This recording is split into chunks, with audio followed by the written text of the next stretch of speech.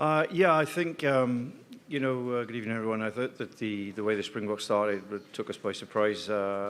Certainly the pace, physicality, we couldn't deal with, but there was a lot of thinking to do there in the sheds at half-time. We lose a lock in the first 15. He's not too bumped up. It's just return to play. He's been out for 2 or 3 weeks, and we planned to give him about 25 minutes, and we just brought him off a bit earlier, so we had to change things a little bit there. And of course, the guy we planned to replace him with leaves the field, so there was a bit of chat. Myself, Tyler, DTH, and the coaches just put some things in place, and then we talked about the 40 minutes had gone. There wasn't a lot we could do about that 40 minutes right now. The only thing is we could change the second 40 minutes. We could actually go out and see how we do in the second 40 minutes and take each moment as it came. I thought the boys fought admirably with 14 players, as you said, in the second half, and strategically some smart things as well.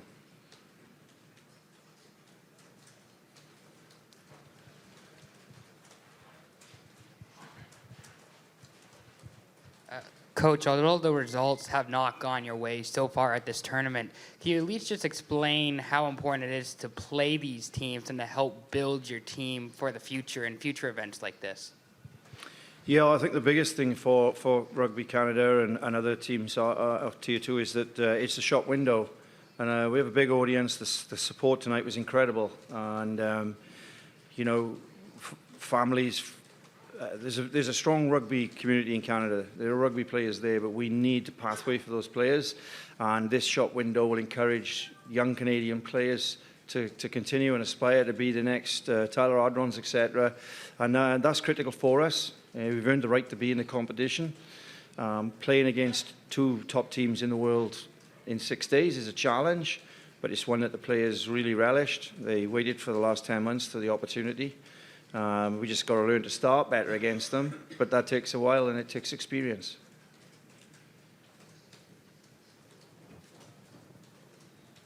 Rows of head, here we are in the front. Thank you.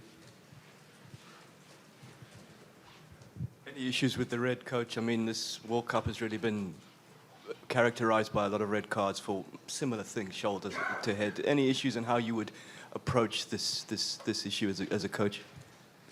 Well, I think there's initial contacts with the shoulder, but as the cliche goes, I need to see it properly. But if there is contact with the head, we all know with the shoulder, then it's a card, and that's out of the referee's hand, particularly with TMOs, etc. Now, so it is what it is, and when you're sat in the heat of the moment there, you've just got to strategically think quickly. How are we going to change things? Our line out, the line of defence. What's going to happen at scrum? So it was a challenging 40 minutes having that happened, but we'll see what comes next with that.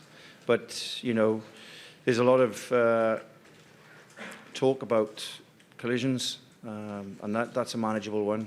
Entry into ruck.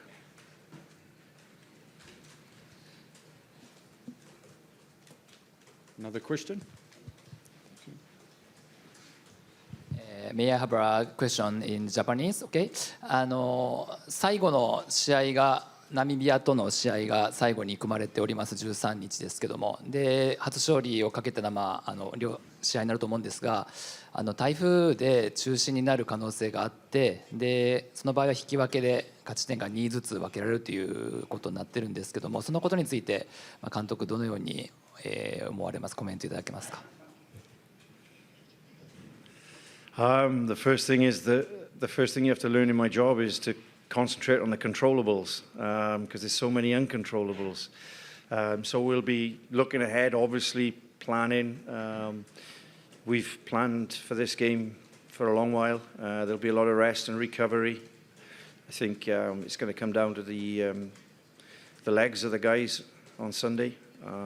We seem pretty fit and well in the change room at the moment. We'll have a catch up with the medical in the morning. It's always better to indicator 12, 14 hours after the game.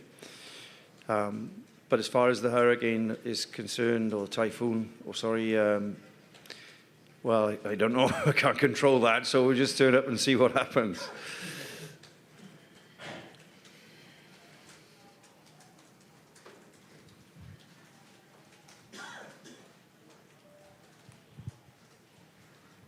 監督にお聞きします。開幕から中5日と厳しい日程で、次ナミビア戦もまた中4日で結構、厳しい日程でお困りだと思うんですけれど、どういった影響がありそうですか？教えてください。That's a very, very good question. It did cross my mind at half-time if it was on their minds, but only they can tell me that. I think for us, we move on from tonight quickly is the biggest thing, and we're fresh and ready to go Sunday. Namibia had a tough game just 48 hours ago. So it's been consistent throughout the tournament for teams. South Africa just played a few days ago as well, and that's what it is. We've got to deal with that. It will have an impact. Obviously, playing quick turnarounds is not the same, but we're lucky to have 3 games under our belt before we face that short turnaround. So we're quite positive about it, and hopefully we'll be refreshed over the next 4 days, ready to go.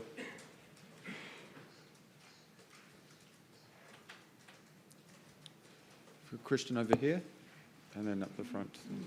すみません、日本語でお願いします。キャプテンに聞きたいんですが、試合の後に南アフリカのキャプテンと一緒にファンサービスをしていて、そういう光景にすごい日本のファンが新鮮な喜びというかを感じているんですけれども、どういう思いがあってやったのか教えてください。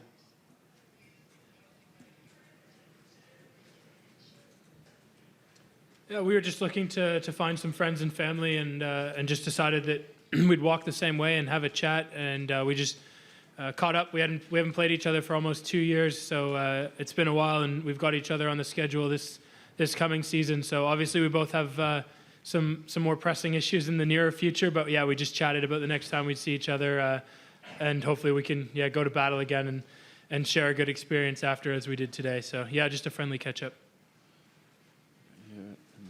Yep. A question for Tyler.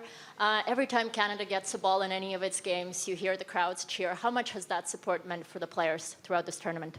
It means a lot. Actually, one of the things we said at halftime was we've got that support from the crowd, and it almost feels like a home game. So obviously there's a lot of technical things we need to fix up, but the desire and the will is there. So we lean on that crowd a little bit when we do get the ball, and when we're in tough times defending, we like to hear that support coming through.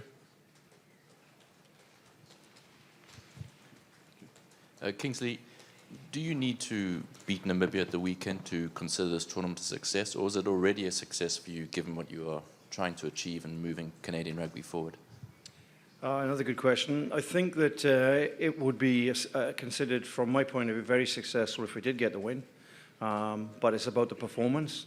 I think if the boys turn up there and perform very well to their ability, which they have done for big parts of the last 3 games against tougher teams than we're going to face on the weekend, then we have every chance of finishing with what we'll see as a successful tour. But it's about the performance really against a team that are a similar level to us, but have played very well in this competition so far. Very well coached. 3 coaches I know very, very well, of course, being Welshmen. So we look forward to it, but up to now, we're pleased with where we are. Lots to work on, lots to build on, and hopefully it'll end well for us. Kingsley, you're 47-0 down at half-time, and those of us in Europe are very familiar. You've 3 absolutely world-class players in that team. So you've got to get more world-class players. What have the 6 Nations got to do for you, or what have World Rugby got to do for you? Well, I think you're right. There's players out there that have stood head and shoulders and stood alongside some of the best players in the world at the club level. What's broken here is the pathway. There's a domestic game in Canada until recently is amateur. We got the Toronto Arrows now taking part in the MLR, which is a pathway for young players to be able to get an opportunity to be in a daily training environment, albeit that's 5 months of the year. And of course, as I said in a couple of these conferences before, it's becoming more and more difficult for our players to get the opportunities down to quota. Welsh qualified, English qualified, whichever country it is. But when they're given the opportunity, they've taken it. And as I say, the man sitting next to me is a case in point that has been given an opportunity in Super Rugby, and he's been a standout player. And DTH Van der Merwe, Jeff Hansler, they've all done very well in their relative competitions. Peter Nelson has been a very good player for us too, who's been able to play professional rugby since he was 16, 17 at Ulster. We talk about training age, we talk about 3 months training together. Professional rugby players now, if you're 30 years old, you've been doing it 15 years, you know. Well, you know, that's a difficult one because how many nations are we going to have? The relegation discussion. You know, I've been fortunate, played against Georgia and Russia, Romania. I've been involved in that tier competition. And it would be nice to have a pathway, but how you would work that pathway out, because simple relegation promotion, I'm not sure that's the right answer either.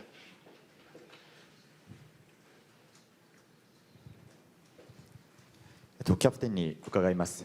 次のナミビアとの試合で勝利を挙げることがカナダのラグビー界にとってどのような意味を持つのか教えてください。